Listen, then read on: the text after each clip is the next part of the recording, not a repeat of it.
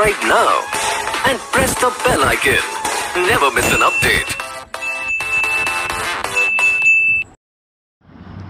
Hello friends, welcome in my YouTube channel study education with Amit sir के साथ।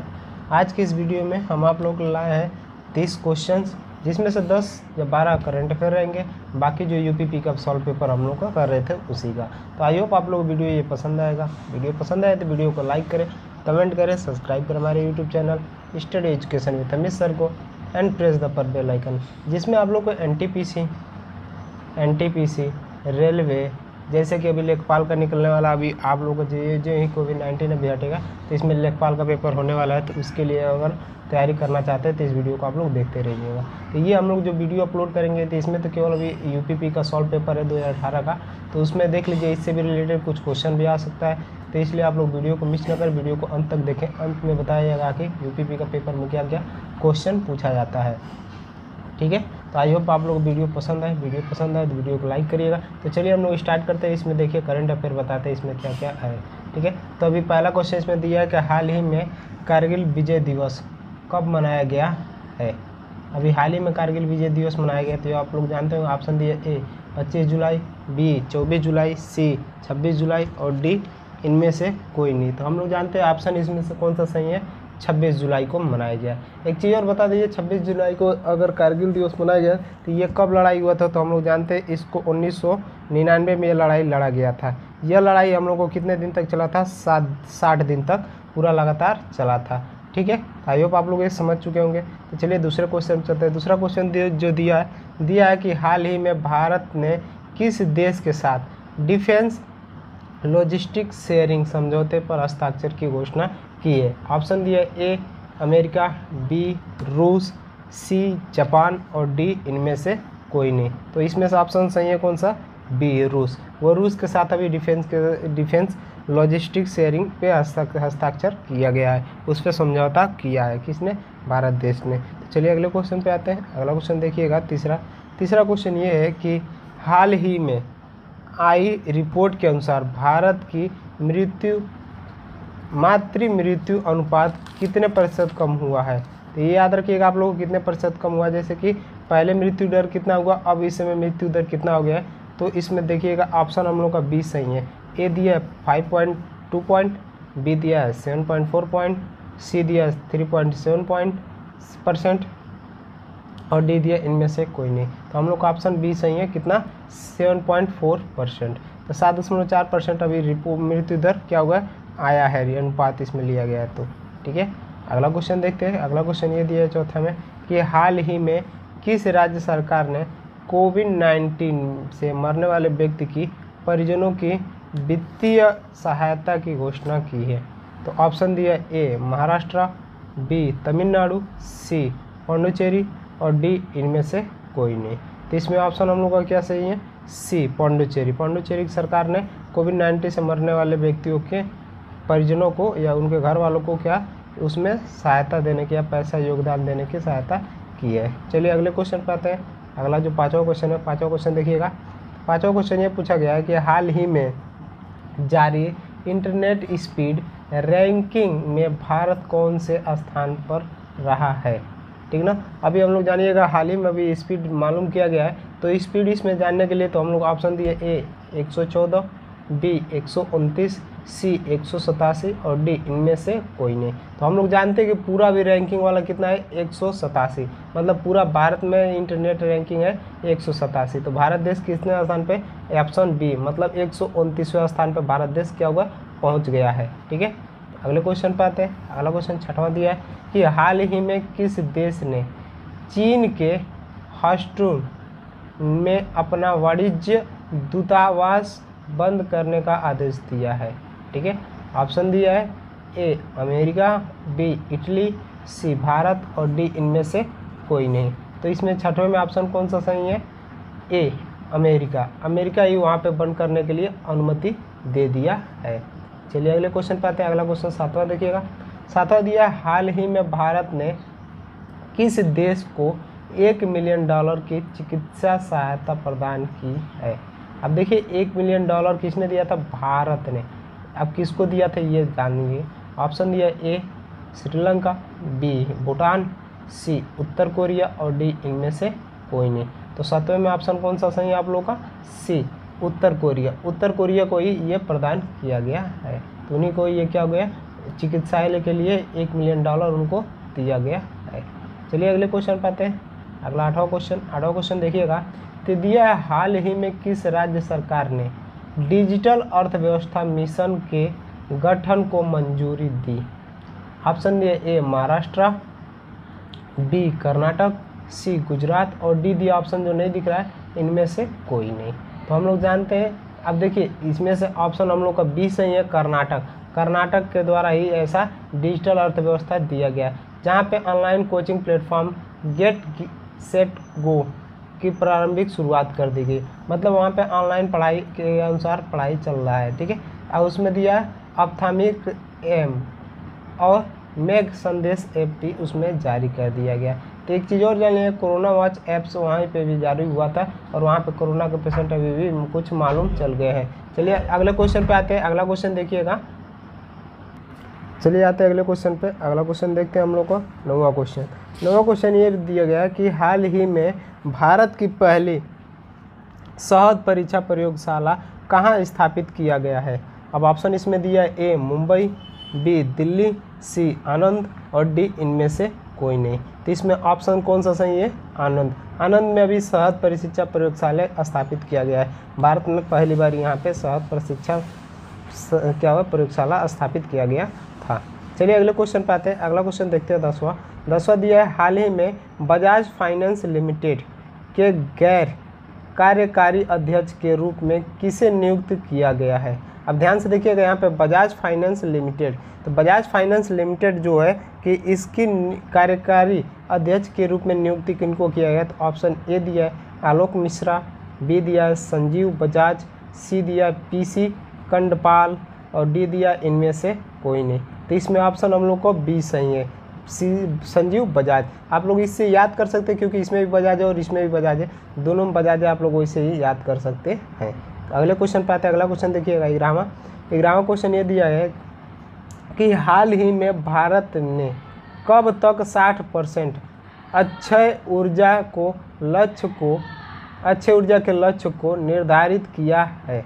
ठीक ना। तो अब देखिए कितना 60%, ठीक है। तब कब किया ये भी हम ऑप्शन दे दिया 2022, 2025, अगला सी ऑप्शन दिया 2030 और डी दिया इनमें से कोई नहीं। तो हम लोग जानते हैं 2030 में ये 60% तक इसमें करने की अनुमति की गई है। अगला क्वेश्चन आता है। अगले क्वेश्चन पे आते हैं 12वां दिया है कि हाल ही में राजस्थान सरकार ने किस शहर में पहले प्लाज्मा बैंक की स्थापना की घोषणा की है? तो ऑप्शन इसमें दिया ए अजमेर, बी दिया जयपुर, सी दिया बीकानेर और डी दिया इनमें से कोई नहीं। ये आप लोग नहीं दिख रहा है तो यहाँ पर जो दिया गया इनमें से कोई नहीं। तो ये हम लोग का लास्ट क्वेश्चन है जो करंट अफेयर है, तो इसमें ऑप्शन हम लोग का बी सही है, जयपुर को वो दिया गया था, ठीक है ना। प्लाज्मा बैंक के लिए उनको जयपुर को अनुमति दी है। अब एक चीज़ और बता दें, यहाँ पे स्वास्थ्य मित्र नियुक्ति यहाँ पे से एक नियुक्ति हुई है यहीं से जयपुर से ही, और उसको एक चीज़ और राजकोप सिटी ऐप भी यहीं से लॉन्च हुआ है और स्माइल लर्निंग प्लेटफॉर्म यहीं से हुआ है, जैसे कि ऑनलाइन कोचिंग क्लासेस की व्यवस्था भी यहीं से की गई है। अब आते हैं हम लोग यूपीपी के सॉल्व पेपर पे, देखते हैं यूपीपी के सॉल्व पेपर में क्या क्या प्रश्न पूछा गया है। तो इसमें हम लोग दिखाते हैं यूपीपी के सॉल्व पेपर में क्या क्या प्रश्न पूछा गया है। तो अब बताते हैं, इसमें आ जाते हैं। अब देखिए इसमें यूपीपी के सॉल्व पेपर में आप लोग देख सकते हैं कि पहला जो क्वेश्चन है, इसको थोड़ा सा हम जूम करके आप लोग दिखा दे रहे हैं। पहला जो क्वेश्चन है इसमें देखिए हम लोग 20 क्वेश्चन तक कर चुके थे। 21वां क्वेश्चन अगर नहीं देखे हो पिछले वीडियो में, इस डिस्क्रिप्शन में उसका लिंक दिया गया, वहाँ से जाके आप लोग देख सकते हैं। और वीडियो को लाइक करते रहिएगा, वीडियो पसंद आए तो। चलिए 21वां क्वेश्चन पे आते हैं। 21वां क्वेश्चन देखिएगा कि तूर दाल को अन्य किसी नाम से जाना जाता है? ऑप्शन ए अरहर, बी ज्वार, सी मसूर और डी रागी। तो हम लोग तूर दाल को किसके नाम से जानते हैं? ऑप्शन ए सही है। इससे ऑप्शन ए क्या दिया? रहर। रहर के नाम से हम लोग उसको क्या करते हैं? जानते हैं। क्या? सॉरी, अरहर। अरहर के नाम से हम लोग उसको जानते हैं। चलिए अगले क्वेश्चन पे आते हैं। अगला क्वेश्चन दिया 22वां कि डैश का प्रयोग हवा के बैल और वेग को मापने के लिए किया जाता है? हवा और बल, सॉरी बैल नहीं है बल है, सॉरी भूल गए, तो बल के वेग को मापने के लिए किया जाता है। ऑप्शन ए दिया स्पीडोमीटर, बी दिया लैक्टोमीटर और डी दिया है थर्मामीटर और सी दिया है थर्मामीटर और डी दिया है एनीमोमीटर। इसमें ऑप्शन हम लोग का कौन सा सही है? Option number D. जानते हैं एनीमोमीटर। स्पीडोमीटर मतलब क्या होता है? स्पीड नापने के लिए होता है। लैक्टोमीटर मतलब दूध में से कुछ नापने के लिए। थर्मामीटर बुखार नापने के लिए। और एनीमोमीटर क्या होता है? हवा के बल और वेग को मापने के लिए किया जाता है। अगले क्वेश्चन पे आता है। अगला क्वेश्चन देखिए 23वां ये पूछा गया कि भारत में राष्ट्रीय हिंदी दिवस कब मनाया जाता है? ये बहुत ही इंपॉर्टेंट क्वेश्चन है, याद रखिएगा। हिंदी दिवस कब मनाया जाता है? तो ऑप्शन दिया ए 14 सितंबर, बी दिया है 14 नवंबर, सी दिया है 14 दिसंबर और डी दिया है 14 जून। तो ये आप लोग सब 14 दिया है, तो आप लोग जानते होंगे कि भारत में हिंदी दिवस कब मनाया जाता है। तो ऑप्शन इसमें ए सही है। ए कितना है? 14 सितंबर को। ठीक है, तो 14 सितंबर को ये हम लोग को क्या मनाया जाता है कि राष्ट्रीय हिंदी दिवस ही मनाया जाता है। अगले क्वेश्चन पे आते हैं 24वां। देखिए इसमें तो 24वां क्वेश्चन क्या बोला गया कि मानव अधिकार की सार्वभौम घोषणा का अनुच्छेद 6 किससे संबंधित है? ठीक है ना, तो सार्वभौम, ठीक है, सार्वभौम अनुच्छेद किससे संबंधित है? ऑप्शन दिया ए कानून के समक्ष एक व्यक्ति के रूप में मान्यता का अधिकार, मतलब एक व्यक्ति को कानूनी रूप से मान्यता का अधिकार। दूसरा दिया सक्षम न्यायाधिकरण द्वारा प्रतिकार का अधिकार। सी दिया मनमानी गिरफ्तारी और निर्वासन को स्वाधीनता और डी दिया कानून के समक्ष समानता का अधिकार। तो हम लोग इसमें ऑप्शन कौन सा सही है? पहला ऑप्शन सही है, कानून के समक्ष एक व्यक्ति के रूप में मान्यता का अधिकार दिया गया है। चलिए अगले क्वेश्चन पे आते हैं। अगला क्वेश्चन 25वां क्वेश्चन देखिए क्या दिया इसमें कि नेशनल स्टॉक एक्सचेंज का मुख्यालय कहाँ है? ठीक है ना, तो ऑप्शन दिया एक्सचेंज का, देखिए मुख्यालय कहाँ। ऑप्शन ए दिया है कि ए चेन्नई, बी दिल्ली, सी मुंबई और डी दिया बेंगलोर। तो हम लोग जानते हैं इसमें से ऑप्शन कौन सा सही है? ऑप्शन सी मुंबई स्थित है। चलिए अगले क्वेश्चन पे आते हैं। अगला क्वेश्चन देखिएगा 26वां कि भारत की केंद्र सरकार ने 2018 को डैश का राष्ट्रीय वर्ष घोषित करने का निर्णय लिया है।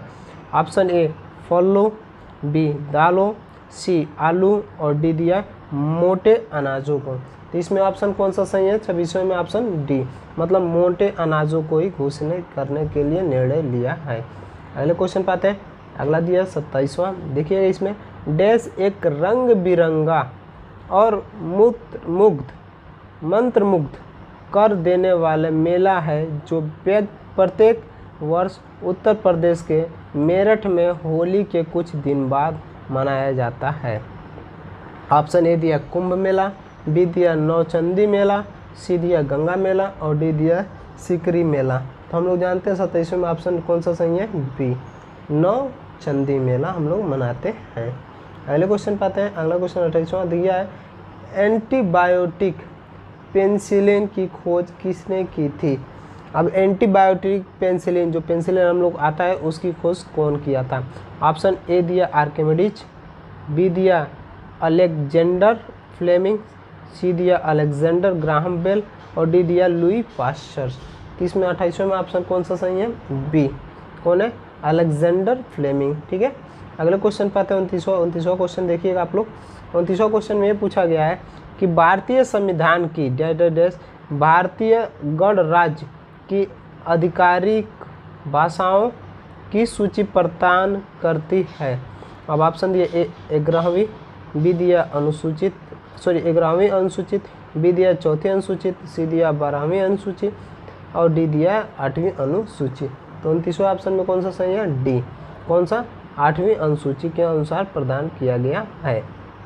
अब अगला आता है 30वां क्वेश्चन दिया है कि डैश की नियुक्ति भारत के राष्ट्रपति द्वारा नहीं की जाती है, मतलब किन की नियुक्ति भारत के राष्ट्रपति द्वारा नहीं की जाती है। ऑप्शन इसमें ए दिया है उच्च न्यायालय के न्यायाधीश, बी दिया महाधिवक्ता और सी दिया राज्यपाल, डी दिया महान्यायवादी। तो इसमें तीसरे में ऑप्शन कौन सा सही है? तो इसमें तीसरे में ऑप्शन कौन दिया? महाधिवक्ता। इनकी नियुक्ति कौन नहीं करता? राष्ट्रपति द्वारा नहीं की जाती है। चलिए अगले क्वेश्चन पाते हैं 31वां क्वेश्चन ये दिया है कि पहले भारतीय राज्य का नाम बताइए जिसके प्रत्येक परिवार में कम से कम एक सदस्य के पास बैंक खाता है? ऑप्शन ए दिया महाराष्ट्र, बी हरियाणा, सी क्या हिमाचल प्रदेश और डी दिया केरल। अब ये बताना है कि किस राज्य में प्रत्येक परिवार में कम से कम एक सदस्य के पास खाता है। तो ऑप्शन इसमें से कौन सा सही है? डी, केरल में ऐसे है। अगले आते हैं, अगला 32वां क्वेश्चन है, दिया उस वाहिनी का चयन करें जो मूत्राशय से मूत्र को शरीर के बाहर ले जाती है। ठीक है, ऑप्शन ए दिया है उरेथरा, बी दिया उरेटर, सी दिया ब्लैडर और डी दिया रेनल पेल्विस। तो इसमें ऑप्शन कौन सा सही है? ऑप्शन इसमें ए सही है, उरेथरा। ठीक है, अगले क्वेश्चन पाते हैं। अगला क्वेश्चन जो दिया 33वां, दिया राष्ट्रीय शिक्षा दिवस प्रत्येक वर्ष कब मनाया जाता है, या प्रत्येक वर्ष को कब मनाया जाता है? तो ऑप्शन दिया ए 27 अक्टूबर, बी दिया 4 मार्च और सी दिया 17 सितंबर, डी दिया 11 नवंबर। इसमें ऑप्शन कौन सा सही है? ऑप्शन डी सही है, 11 नवंबर को ही क्या राष्ट्रीय दिवस मनाया जाता है। ठीक है, राष्ट्रीय शिक्षा दिवस मनाया जाता है। अगले क्वेश्चन पे आते हैं। अगला क्वेश्चन 34वां क्वेश्चन में ये पूछा गया है कि संसद द्वारा 8 सितंबर 2016 को किस संविधान संशोधन अधिनियम 2016 के तहत क्या जीएसटी अधिनियम पारित किया गया है? ऑप्शन ए दिया 1997, बी दिया 84वें, सी दिया 101वें और डी दिया 114वें। तो ऑप्शन इसमें 34वां में कौन सा सही है? सी, मतलब 101वें। ठीक है, अगले क्वेश्चन पे आते हैं। अगला क्वेश्चन देखिएगा 35वां क्वेश्चन ये बोला गया कि निम्न में से कौन सा जिला उत्तर प्रदेश के बुंदेलखंड क्षेत्र से संबंधित है? Option A Fatehpur, B Jaunpur, C Mahoba और डी दिया श्रावस्ती। अब ऑप्शन इसमें से देखिए 35वें में कौन सा सही है? 35वें से ऑप्शन कौन सा सही है? बी महोबा। महोबा क्या होता है? बुंदेलखंड के क्षेत्र से संबंधित है। अगले क्वेश्चन पे आते हैं 36वां। देखिए, दिया उत्तर प्रदेश का क्षेत्रफल देश के कुल क्षेत्रफल का लगभग कितना है? ठीक है, ये हम लोग को जानना है, मतलब पूरा उत्तर प्रदेश का, भारत देश जो है उसके अनुसार उत्तर प्रदेश का क्षेत्रफल कितना है?